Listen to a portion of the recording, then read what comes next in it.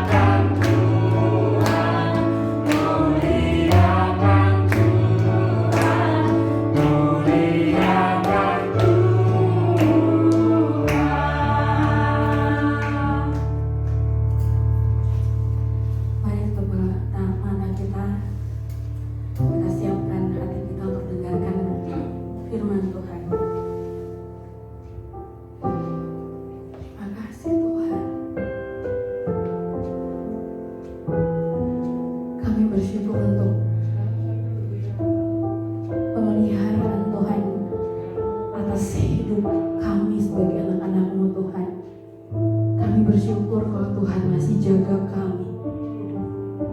Kami masih dalam perlindungan Tuhan. Karena Engkau adalah Allah yang perkasa. Engkau adalah Allah yang mulia.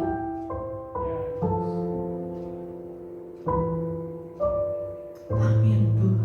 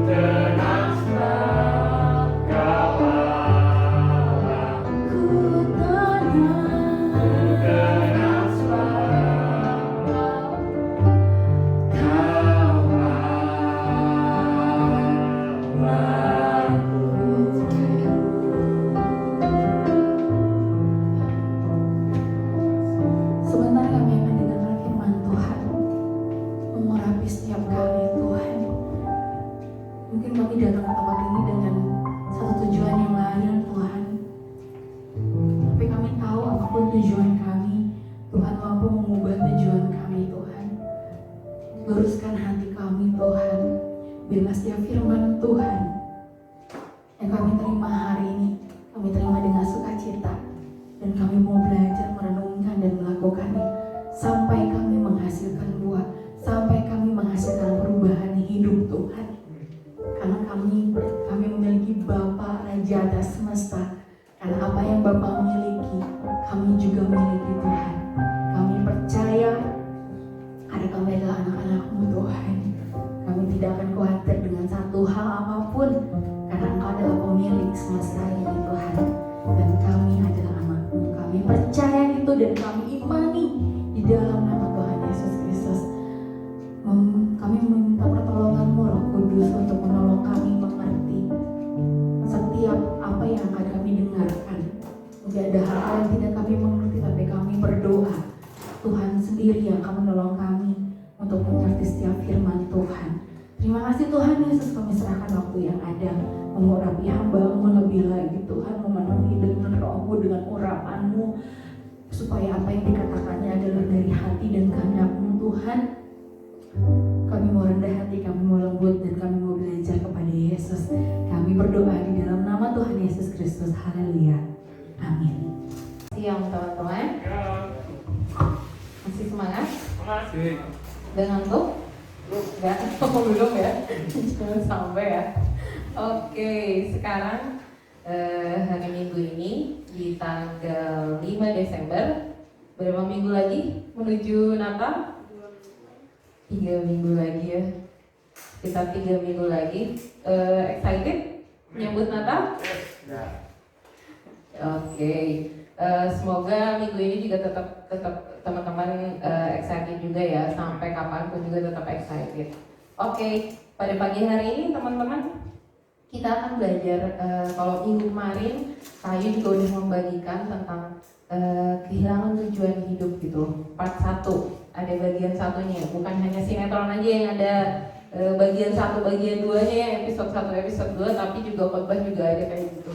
Oke, kakak mau membagikannya adalah kalau minggu kemarin belajarnya tentang siapa? Masih ada ingat?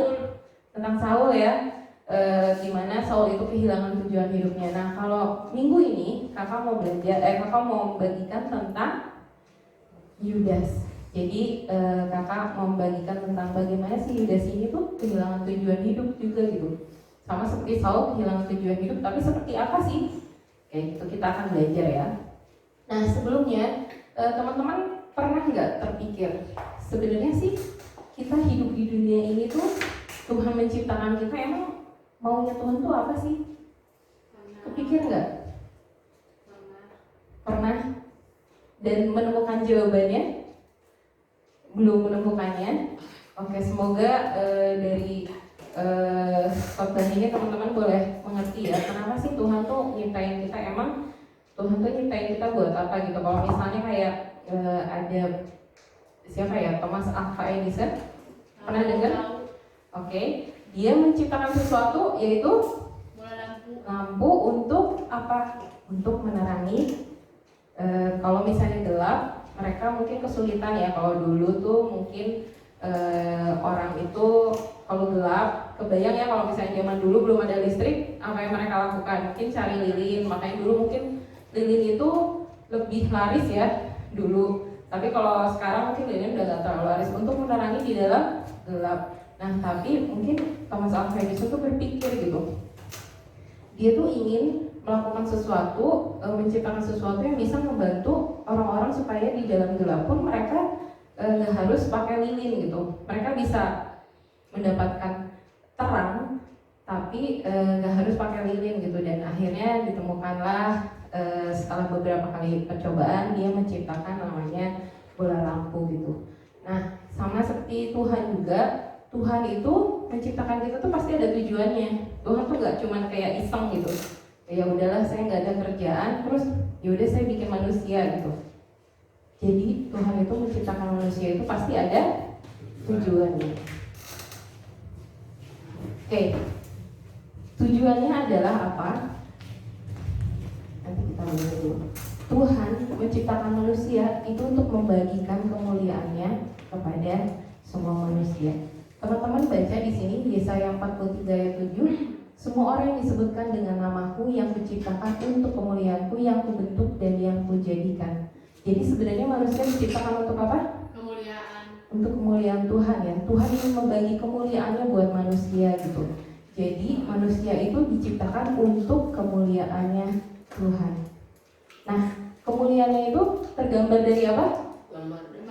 Gambar dan rupa Allah gitu ya. Kalau teman-teman ingat di Kejadian 1 ayat 26 sampai 27, Tuhan itu menciptakan apa?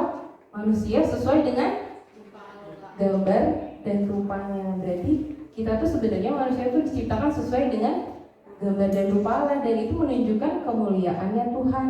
Maka dari itu seharusnya manusia itu memiliki citra Allah, menggambarkan citra Allah gitu, dari pola pikirnya, dari perkataannya, dari tingkah lakunya, itu harusnya tuh menggambarkan seperti Allah gitu, kudus, perkataannya tidak perkataan yang jahat, pikirannya bukan pikiran yang jahat, tapi pikirannya selalu baik. Pernah nggak teman-teman berpikir bahwa Tuhan itu jahat sama kita gitu? Mungkin ya, tapi yang perlu diketahui adalah Tuhan itu tidak pernah berpikir sekalipun yang jahat buat kita. Tuhan itu tidak pernah terpikir untuk membuat kita celaka. Tuhan tidak pernah terpikir untuk membuat kita mengalami hal-hal yang buruk gitu. Tuhan tuh sama sekali tidak berpikir seperti itu. Nah, selayaknya lah, karena kita dibentuk sesuai dengan gambar dan rupa Allah, harusnya kita berpikir seperti itu ya. Tapi kenyataannya manusia dari awal, dari manusia kecil bisa berbohong, bisa melakukan dosa, manusia bisa mencuri, manusia melakukan hal-hal yang jahat, membunuh, semua hal-hal jahat di dunia ini itu dilakukan oleh manusia ya. Bahkan manusia juga merusak alam gitu, merusak apa yang Tuhan berikan, merusak segala macam. Nah, itu tuh bukan Tuhan banget gitu istilahnya. Itu tuh nggak Tuhan banget gitu. Berarti manusia tuh nggak mencerminkan Tuhan banget gitu. Jadi ada yang salah nih dengan manusia gitu. Kenapa manusia tidak bisa mencerminkan kemuliaan Tuhan?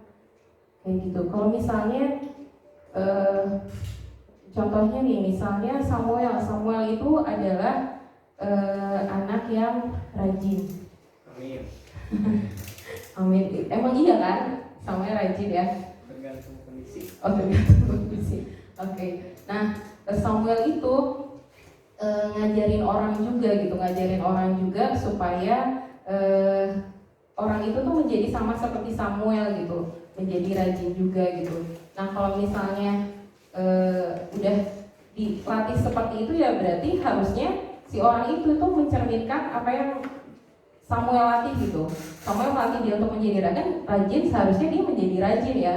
Tapi kalau tidak berarti dia tidak berhasil menjadi sesuai dengan apa yang Samuel rencanakan gitu pada awalnya. Nah, manusia juga seperti itu. Nah, terus gimana sih caranya supaya kita bisa menggambarkan kemuliaan Allah? Ada sesuatu mungkin yang kurang gitu dan ternyata kita nggak tahu tentang hal itu gitu. Nah, untuk bisa kita menggambarkan kemuliaan Allah, salah satunya adalah kita harus tahu dulu awalnya, kita harus tahu dulu tujuan kita di dunia ini apa sih? Tujuan hidup kita di dunia ini bukan secara jasmani ya. Kalau masing-masing pasti punya cita-cita ya. Punya ya. Semuanya punya cita-cita nanti di akhir Desember. Mungkin teman-teman yang sudah pernah menuliskan sesuatu, mungkin entah cita-cita, entah harapan, apapun keinginan, nanti mungkin bisa dibuka ya, melihat apakah memang sudah terwujud atau enggak, atau teman-teman juga nanti bisa menuliskan lagi untuk harapan nanti ke tahun ke depan gitu, cita-citanya apa gitu. Nah, untuk tahu itu kita belajar dulu sama Yesus.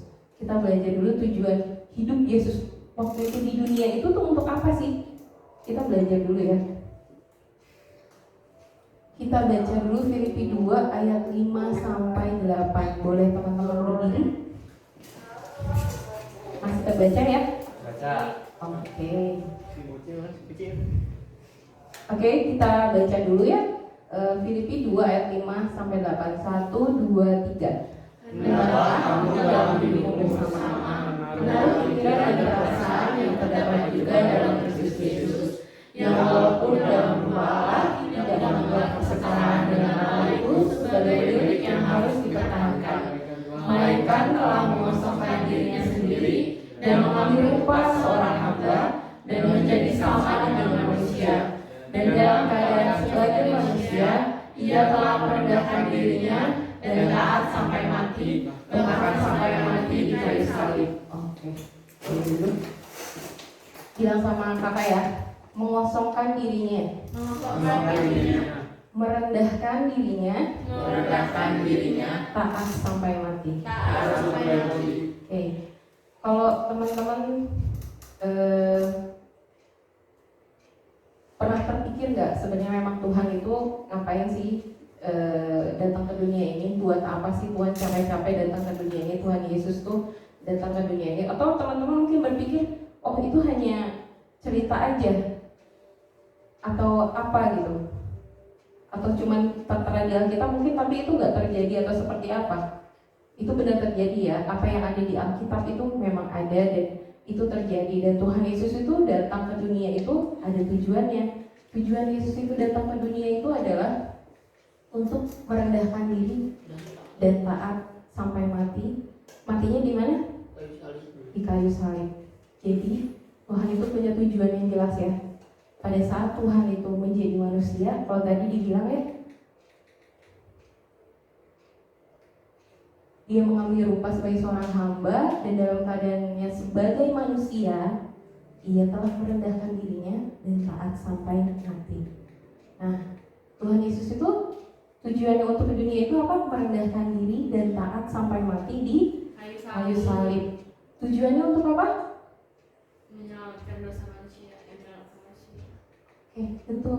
Untuk menyelesaikan dosa manusia. Bisa nggak kita nyelesain dosa kita sendiri? Bisa nggak kita kita berbohong, habis itu kita melakukan hal yang baik, habis itu berbohongnya itu udah gak akan lagi kehitung gitu istilahnya, udah terhapuskan gitu. Bisa nggak seperti itu? Kita nggak bisa ya. Kita nggak bisa untuk menghapuskan dosa kita sendiri. Kita nggak bisa menyelesaikan dosa kita sendiri gitu. Tapi yang bisa adalah Tuhan Yesus gitu. Tuhan Yesus datang ke dunia, merendahkan diri dan taat sampai mati di kayu salib gitu. Kebayangnya kalau Tuhan Yesus melenceng dari hal itu, kita kayak gimana? Kita mungkin nanti kalau sudah mati ya nggak tahu sih kemana gitu ya. Oke, nah dengan caranya apa? Dengan cara mengosongkan dirinya dan mengambil rupa seorang hamba dan menjadi sama dengan manusia. Teman-teman kebayang nggak mengosongkan diri itu gimana? Contohnya misalnya seorang Presiden Jokowi pasti punya istana presiden ya, teman-teman punya tahu kan? Pasti ada istana presidennya. Di sana Jokowi ngantor di situlah istilahnya, ngantor bekerja di situ. Nah, istilahnya kalau udah presiden di situ ya berarti namanya presiden, dan dia tuh kalau mengosongkan diri istilahnya gitu kayak teman-teman tahu kayak belusukan. Jokowi kan pernah belusukan ya. Belusukan itu tahu nggak apa? Nggak tahu. Kayak dia tuh dia tidak di situ, tapi dia memang tetap presiden kan. Kemudian dia datang ke jalanan, dia dia ngedatengin rakyat jelata. Kemudian mungkin dia membantu di situ, kalau misalnya teman-teman pernah lihat mungkin di sawah kayak gitu, lagi sedang memantau di sawah, kemudian dia membantu untuk menyangkul segala macam. Itu artinya presiden tuh nggak malu ya, kayak Tuhan Yesus juga nggak malu. Tuhan nggak menganggap bahwa dia tuh Allah yang ngapain gitu turun ke dunia, ngapain gitu. Tapi Tuhan tuh mau gitu untuk mengosongkan dirinya, turun ke dunia, mengambil rupa sebagai hamba. Kayak misalnya contohnya presiden mau turun untuk belusukan, untuk ketemu sama rakyatnya gitu. Seperti itu gitu perumpamaannya. Nah, kalau kita udah tahu tujuan hidup Tuhan, nah kita juga sebagai manusia seharusnya kita memiliki tujuan hidup yang sama dengan Tuhan gitu. Kalau Tuhan Yesus tadi apa? Tujuannya merendahkan diri dan taat sampai mati di kayu salib. taat sampai mati di kayu salib. Nah, manusia itu merendahkan hati ya, merendahkan hati dan taat sampai mati. Tapi kita nggak mati di kayu salib ya. Kita nggak tahu cara matinya nanti kita kayak gimana gitu. Nah, kita merendahkan hati dan kita taat. Tuhan maunya itu tujuan kita supaya tujuan kita di dunia ini adalah merendahkan hati kita dan taat. Merendahkan hati dan taat. Nah, taat itu dimulai dari apa? Kelemah lembutan. Gimana kita bisa taat kalau kita nggak lemah lembut? Nah, contohnya gini, kalau misalnya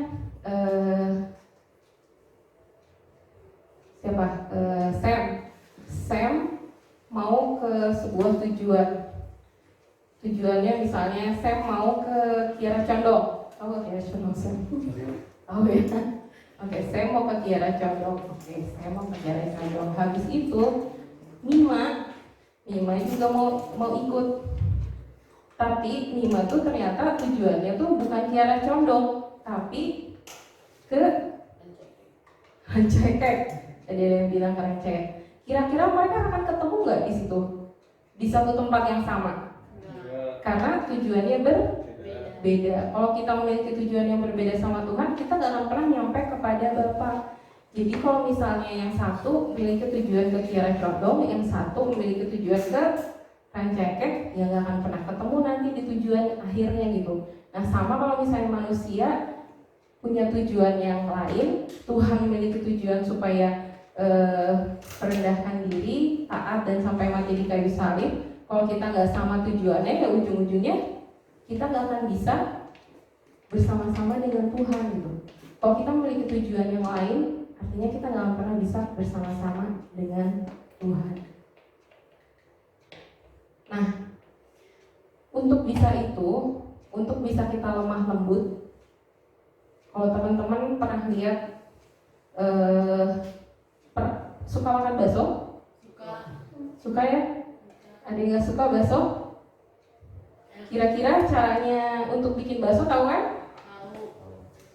Dari daging ayam atau daging sapi itu diapain supaya bisa jadi bakso bulat-bulat, kotak. Kalau teman-teman juga tahu kan ada bakso beranak sampai besar dan isinya banyak, terus ada bakso kotak, ada bakso bisa lah dibentuk bakso segitiga, mungkin bakso gambar lope-lope kayak gitu juga bisa dibentuk. Nah, awalnya apa yang harus dilakukan untuk bisa membentuk si daging jadi si bakso?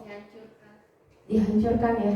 Jadi si daging itu yang berbentuk gelondongan kayak gitu, atau ayam yang berbentuk misalnya dada ayam yang seperti itu, yang kerasnya kayak gitu. Kalau misalnya kayak gitu doang, gimana bisa kita mencetak jadi bakso ya? Jadi itu harus biasanya tukang bakso itu pergi beli daging di pasar, beli campurannya. Terus yang biasa dilakukan adalah pergi ke tukang giling biasanya di pasar teh suka ada gitu pasti tukang giling di pasar tuh. Nah, di pasar dagingnya digiling sama bumbu-bumbu yang lain. Habis itu dibawalah pulang sama si tukang bakso. Kita jadi belajar bikin bakso. Nah, udah nyampe rumah, si tukang bakso ngapain? Ngebentuk si baksonya. Kalau misalnya cuman dia jualan yang bulat-bulat ya, dia bentuknya bulat-bulat doang ya. Kalau udah dia lembut digiling itu hasilnya pasti dia lembut ya. Kalau udah lembut bisa dibentuk jadi apa aja gitu. Jadi banyak bentuk ya, variasi bakso itu banyak, terus variasi isiannya juga banyak gitu. Dan kemudian teman-teman beli ke tukang bakso dan makan bakso. Teman-teman jadi lapar gak? Udah siang kayak gini ya, mungkin belum pada sarapan tadi jadinya lapar. Nah, teman-teman bisa menikmati bakso kalau dia sudah digiling. Kalau dia belum digiling, gimana caranya jadi bakso yang bisa dinikmati gitu. Nah, sama juga kita tuh harus dihancurkan gitu. supaya kita bisa lemah lembut, kita tuh harus dihancurkan. Dihancurkan yang itu gimana? Bukan kita jadi berkeping-keping ya, tapi di sini dibilang adalah hancur hati. Kita sadar sama kebodohan kita. Kita sadar sama dosa-dosa kita. Kalau mendengarnya itu kakak teringat pada saat waktu pertama kali kakak ikut KKR ya, retreat. Kakak pernah ikut retreat pada saat SMA, ya SMA di Wisma Aloysius waktu itu. Di situ kakak udah ke gereja sih, tapi pada saat di situ ada firman yang dibagikan dan kakak percaya itu Roh Kudus bekerja gitu, menyadari kesalahan kakak gitu.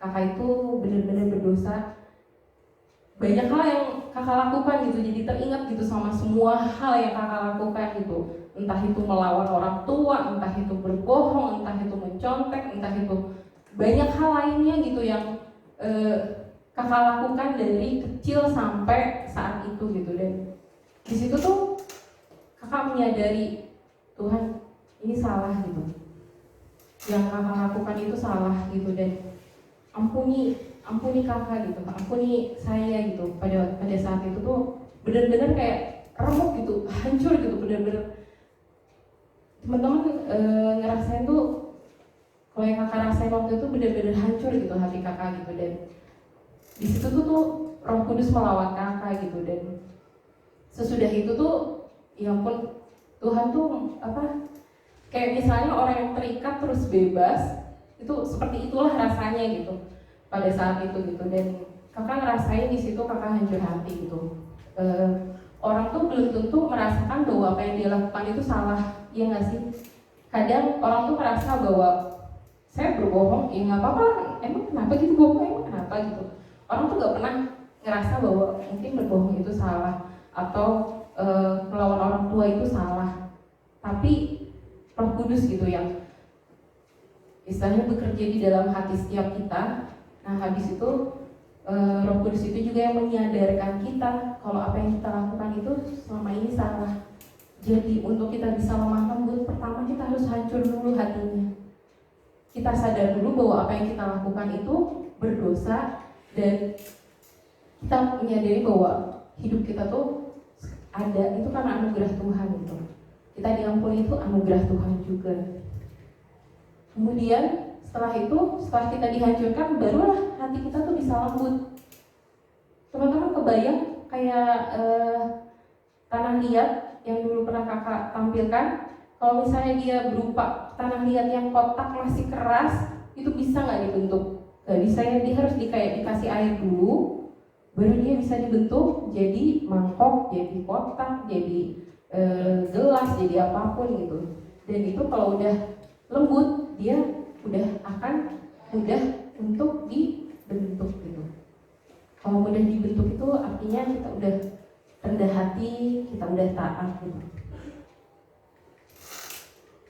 Nah, kerendahan hati kita itu harus didahului dengan pertobatan, dan hidup dalam pertobatan itu mengosongkan diri. Kalau teman-teman tadi udah misalnya nih, teman-teman udah hancur hati, teman-teman udah istilahnya sadar gitu akan semua dosa kita. Habis itu yang dilakukan adalah kita bertobat kan. Tadi kalau contohnya kakak bertobat pada saat itu, dan kakak belajar untuk hidup dalam pertobatan. Nah, di dalam hidup dalam pertobatan itu ada istilahnya namanya mengosongkan diri. Kita tuh tidak menganggap hal-hal yang salah dalam hidup kita itu sesuatu yang benar gitu. Kayak misalnya teman-teman mungkin ditegur, kamu jangan pemarah banget, apa-apa marah, dikit-dikit marah, dikit-dikit ngomel, dikit-dikit apa gitu.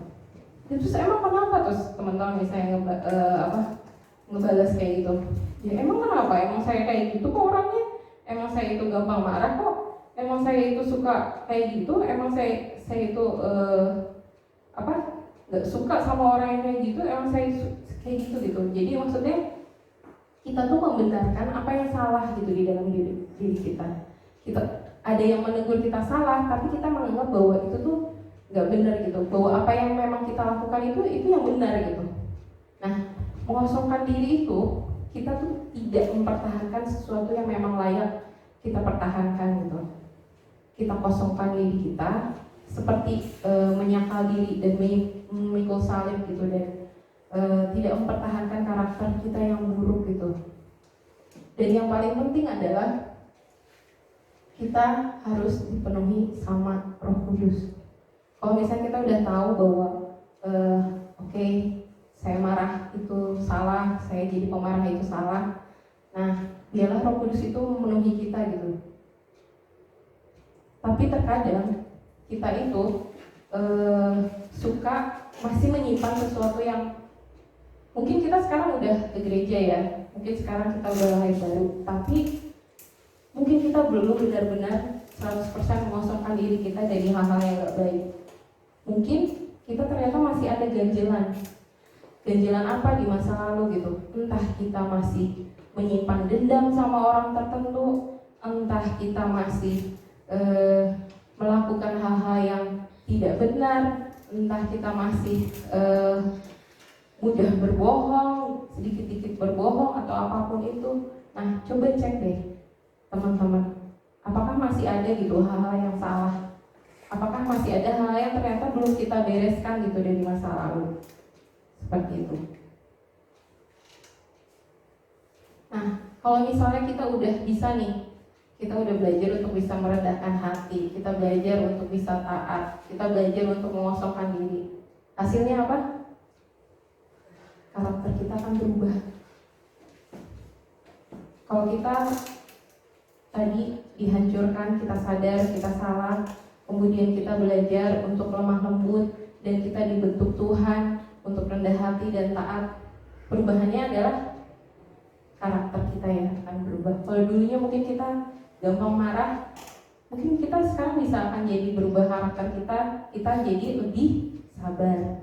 Itu namanya perubahan karakter. Oke. Nah, dari karakter, kalau karakter kita berubah, itu pola pikir kita juga akan berubah. Kalau misalnya awalnya kita karakternya mudah marah, pola pikir kita ya nggak apa-apa marahin orang gitu, nggak apa-apa nggak sabar sama sesuatu hal itu nggak apa-apa gitu. Nah, tapi kalau misalnya kita udah berubah, perubahan karakter udah ada, misalnya kita udah jadi lebih sabar, pola pikir kita juga akan terbentuk. Oke, saya menghadapi sesuatu yang mungkin menguji kesabaran saya harus lebih sabar. Itu akan mengubah pola pikir teman-teman, dan selanjutnya akan membentuk nilai hidup gitu. Apa yang teman-teman pegang, nilai hidup itu sesuatu yang teman-teman pegang gitu, yang teman-teman percaya bahwa itu benar gitu. Nah, kemudian menghasilkan kebenaran yang dipegang, dan kita bisa hidup memuliakan Tuhan. Teman-teman kebayang gak kalau misalnya teman-teman disenggol dikit, marah, langsung nenggel orang itu, terus bilang saya hidup memuliakan Tuhan. Kira-kira benar gak sih seperti itu? Enggak ya. Kalau misalnya dibilang apakah Tuhan seperti itu, kan kita gambar dan rupa Tuhan, berarti Tuhan kayak gitu dong. Kita penampilan bahwa Tuhan itu pribadi yang gampang marah.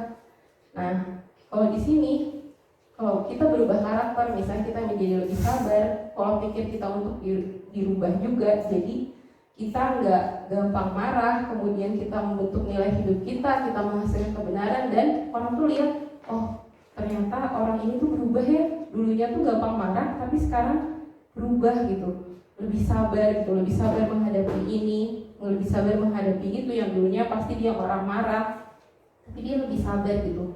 Ya akhirnya dia, orang melihat, oh ternyata berubah ya, istilahnya jadi orang melihat ada Tuhan gitu di dalam orang itu. Oke, kemudian sekarang kita mau belajar dari seorang Yudas.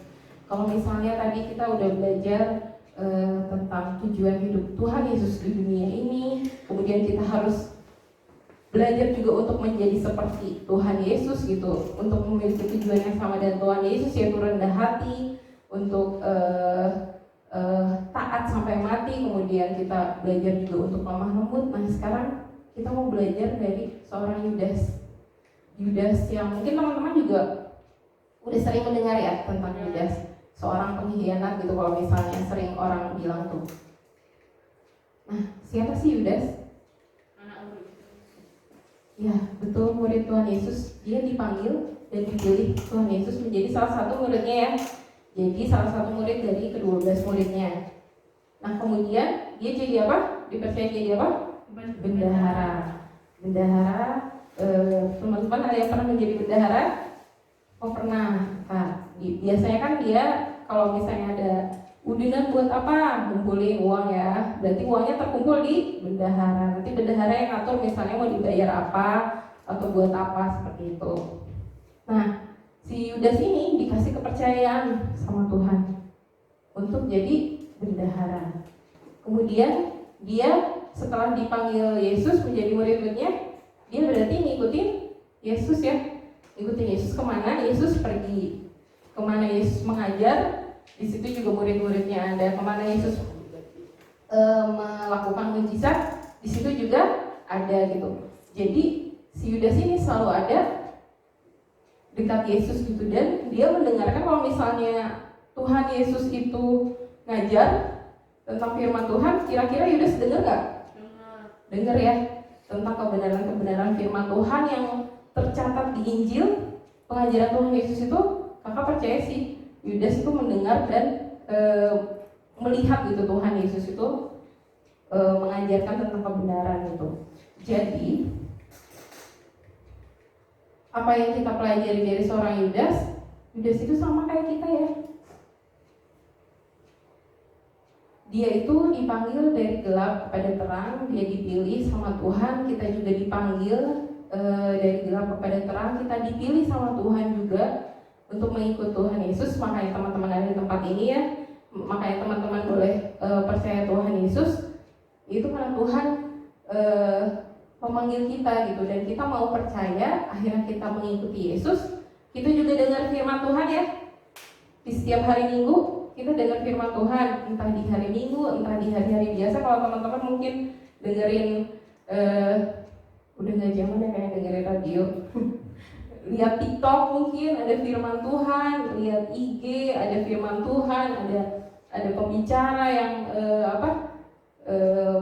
merekam khotbahnya gitu untuk bisa didengar. Teman-teman juga mungkin ngedenger dari udah pernah dengar YouTube, lihat YouTube-nya remaja Philadelphia, iya remaja GSPDI, pernah lihat?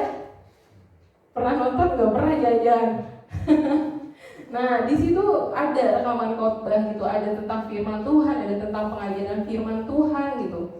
Nah Yudas itu sama dengan kita, seperti itu, kita juga kayak gitu. Nah, dipercaya Tuhan juga dalam berbagai tugas dan tanggung jawab dalam kehidupan kita. Kakak percaya Eta dipercaya Tuhan juga ya untuk sebagai pelajar, untuk belajar gitu. Terus mungkin juga pernah dipercaya juga untuk diutus dari sekolah untuk ikut olimpiade kan. Seperti itu gitu. Teman-teman yang lain juga mungkin diutus dari sekolahnya untuk mengikuti pertandingan apa seperti itu.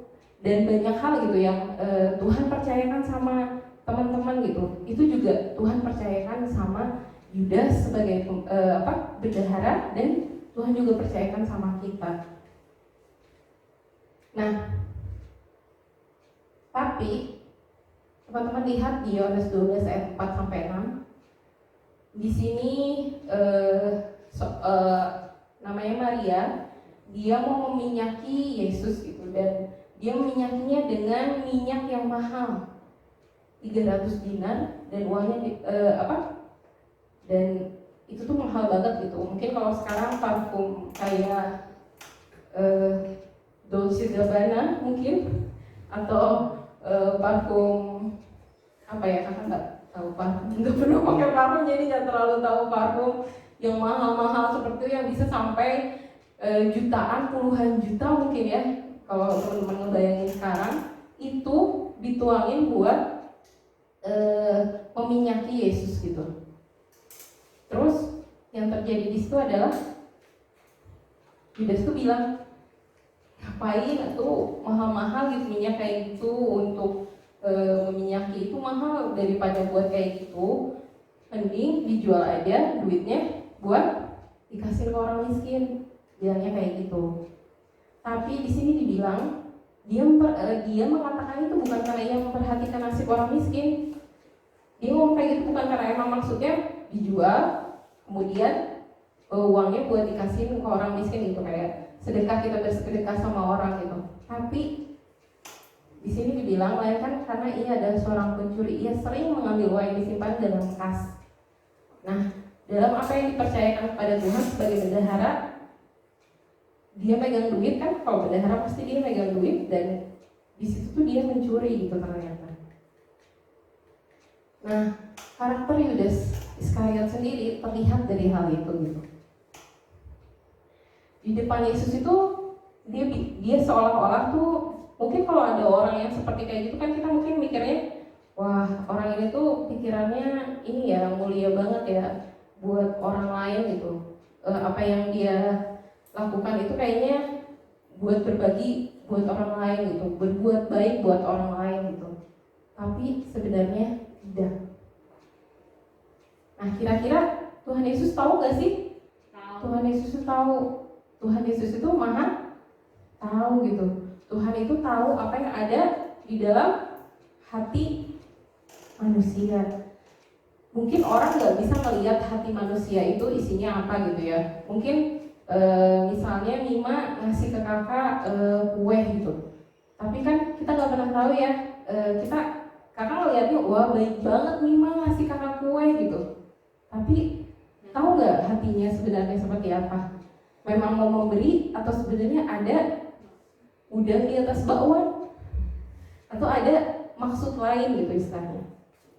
Di sini Tuhan Yesus tahu motif si Yudas yang sebenarnya, karena Tuhan tuh tahu hatinya Yudas ya, bahwa sebenarnya maksudnya tuh bukan gitu. Yudas tuh Tuhan tahu bahwa Yudas sebagai bendahara dia sering mencuri. Tuhan tahu, kakak percaya Tuhan tahu gitu, dan Yudas itu berusaha untuk mempermainkan Tuhan gitu, seolah-olah baik di hadapan Tuhan, padahal sebenarnya hatinya nggak baik. Dan kalau bisa dibilang Tuhan Yesus tahu, kemudian Tuhan Yesus akhirnya bilang kayak gini, biarkanlah dia melakukan hal itu mengingat hari penguburanku, karena orang-orang miskin selalu ada pada kamu, tetapi aku tidak akan selalu ada kepada kamu.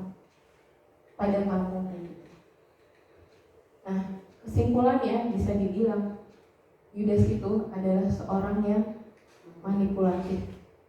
Manipulatif itu dia tuh kayak seakan-akan baik padahal tidak gitu. Seakan-akan dia melakukan hal yang terpuji padahal sebenarnya maksudnya ada yang lain gitu. Dia nggak tulus dalam apa yang dia lakukan, dia nggak benar dalam apa yang dilakukan gitu. Selalu ada maksud lain dari hal yang dia lakukan gitu, dan itu kita bisa bilang manipulatif. Dan di manipulatif ini sebenarnya dikendalikan oleh namanya roh dusta. Dia tuh berbohong gitu jadinya. Nah, berbohong itu mendustai, itu bisa mendustai orang lain dan juga bisa mendustai diri sendiri gitu. Kayak Yudas tadi kan bilang itu sebenarnya mendustai orang lain ya, mendustai orang lain ya, yang mendengar Yudas ngomong kayak gitu bahwa seolah-olah bahwa dia tuh baik gitu, padahal sebenarnya dia enggak. Kemudian itu juga bisa mendustai diri sendiri. Mendustai diri sendiri tuh merasa apa yang dia lakukan benar gitu. Jadi mungkin Yudas itu merasa ya nggak apa-apa lah kayak gitu. Aku bilang kayak gitu tapi maksudnya yang lain di dalam hati nggak apa-apa, nggak masalah. Dia berpikir seperti itu gitu. Akhirnya dia terjebak dalam hal itu, dia merasa itu benar padahal itu tidak benar. Nah, apa yang kita belajar dari seorang Yudas ini? Nah, Tuhan tahu gitu. Pada saat Tuhan milih Yudas, Tuhan tahu gak kira-kira Yudas itu seorang yang gimana, karakter buruknya kayak apa? Tahu ya? Pada saat Tuhan memanggil kita, memilih kita, Tuhan tahu gak karakter buruk kita kayak apa? Tahu, Tuhan itu tahu. Tapi Tuhan itu memberikan kesempatan. Tuhan itu memberi kesempatan buat kita untuk bisa berubah gitu. Selama kita mengikuti Yesus dari pertama kali kita lahir baru sampai sekarang, Tuhan tuh mau kita untuk berubah, karakter kita berubah gitu. Nah, kita belajar dari seorang Yudas. Yudas itu telah mendengar banyak hal dan Tuhan tuh berharap bahwa Yudas itu berubah karakternya. Mungkin dibilang dia tamak ya, dia tuh ingin dapat sesuatu gitu, ingin mengeruk keuntungan buat dirinya sendiri gitu. Nah, Tuhan tahu mungkin itu memang sifat dasarnya dia pada saat waktu itu, pada saat dipanggil. Nah, Tuhan tuh berharap dengan dia dipercaya menjadi bendahara, dengan dia mengikuti Yesus, dia mendengar firman Tuhan, Tuhan ingin dia merubah karakternya. Tapi teman-teman tahu bahwa Yudas itu ternyata tidak pernah mengubah karakternya. Jadi sama seperti kalau misalnya kita biasanya adalah seseorang yang gampang berbohong, seorang yang ya berbohong gitu, apa-apa ya bohong gitu. Nah kemudian kita udah lahir baru, nah kita tetap berbohong. Kita dengar bahwa tidak baik untuk berdusta gitu, tidak baik untuk berkata yang tidak benar gitu. Tapi kita tetap berbohong gitu. Istilahnya seperti itu. Jadi Yudas tidak mengubah karakternya, kita udah lahir baru, tapi tetap aja kita masih suka berbohong. Nah, ini yang kakak bilang, seiring perjalanan dalam mengenal Yesus, Tuhan tuh menginginkan perubahan karakter kita gitu. Tuhan tuh ingin kita berubah. Kalau misalnya dulu kakak adalah seseorang yang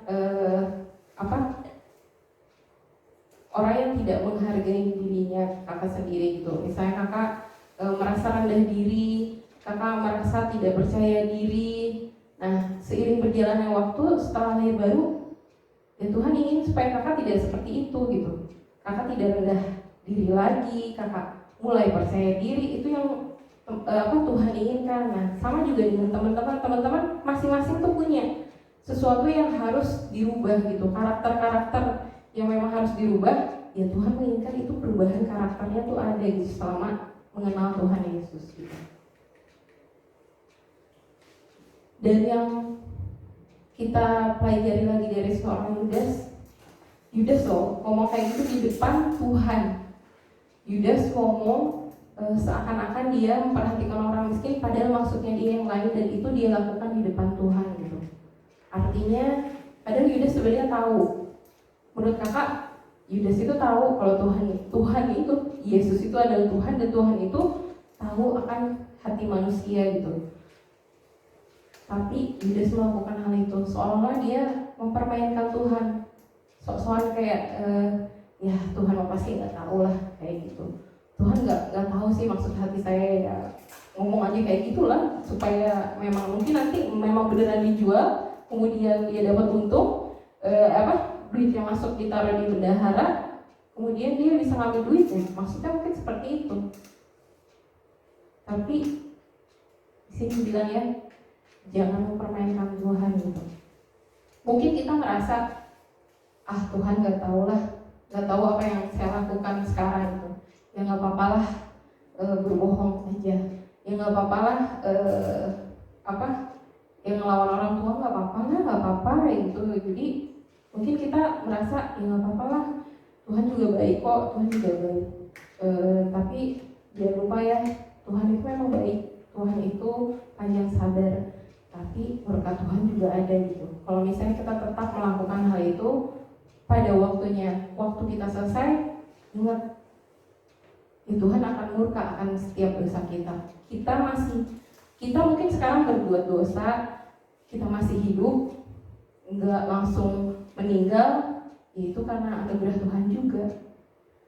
Jadi apa yang kita pelajari, jangan mempermainkan Tuhan gitu dengan dosa-dosa kita. Dan teman-teman tahu akhir hidup dari seorang Yudas, dia bunuh diri ya. dia menyesal dulu sebelum dia bunuh diri. Di sini dibilang dia tuh kaget mungkin ya, dia nggak mikir bahwa Tuhan Yesus akan dihukum mati atau seperti apa. Kemudian dia pas tahu dihukum mati, dia ngembaliin uang. Di sini dibilang menyesalah ia. Kalau misalnya kita tetap melakukan, karakter kita tidak berubah, kita tetap melakukan apa yang salah, mungkin suatu saat kita akan melakukan dosa yang fatal dan akhirnya kita menyesal. Itu sih. Jadi mungkin kita biasa berbohong, gak apa-apa berbohong. Habis itu suatu saat ternyata kita berbohong untuk sesuatu hal yang itu fatal gitu. Dan itu fatal untuk hidup kita. Dan akhir hidupnya adalah, kalau teman-teman baca di sini, ia jatuh tertelungkup dan perutnya terbelah sampai semua isi perutnya tertumpah keluar. Kakak nggak bisa bayangin karena nggak pernah kebayang juga, nggak pernah ngeliat orang kecelakaan sampai kayak gitu. Mungkin mengerikan sih. Kakak pikir itu akan sangat mengerikan gitu ya. Akhir hidup dari seorang Yudas itu jatuh tertelungkup, kemudian isi perutnya keluar. Nggak kebayang ya, maksudnya akhir hidup dari seorang Yudas itu seperti ini gitu. Dan itu menurut kakak akhir hidup yang tragis. Dan di sini bilang akhir hidup yang mengenaskan untuk seorang yang dia mengikut Yesus. Dia udah tahu kebenaran, tapi dia tidak merubah karakternya. Dia melakukan hal yang salah, dia mempertahankan karakter, dan pada akhirnya dia hanya menyesal. Kemudian akhirnya hidupnya tragis gitu. Jangan sampai hidup kita seperti itu gitu. Kakak belajar, teman-teman juga semoga juga belajar itu dari kisahnya Yudas, bahwa kadang mungkin kita masih kekeh sama karakter kita yang buruk gitu. Karakter kita yang kita anggap ya nggak apa-apa kayak gitu juga. Tapi belajar bahwa buah dari setiap karakter kita yang buruk itu, perbuatan kita dari karakter kita yang buruk itu, suatu saat mungkin akan mengakibatkan kita mengalami sesuatu yang fatal gitu. Mungkin sekarang nggak kelihatan gitu. Kita lihat ya nggak apa-apa kok, nggak ketahuan gitu, nggak ketahuan. Misalnya mencuri nggak ketahuan. Akhirnya dia mencuri yang lebih besar. Misalnya contohnya kita suka mencuri, terus kemudian kita lama-lama mencuri, mungkin mencuri mobil segala macam, akhirnya kita ditangkap, mungkin kita akan menyesal gitu. Sesuatu yang buruk itu kayak akan ditabur itu, tabur dikit demi dikit, lama-lama dia akan menghasilkan sesuatu yang buruk buat kehidupan kita.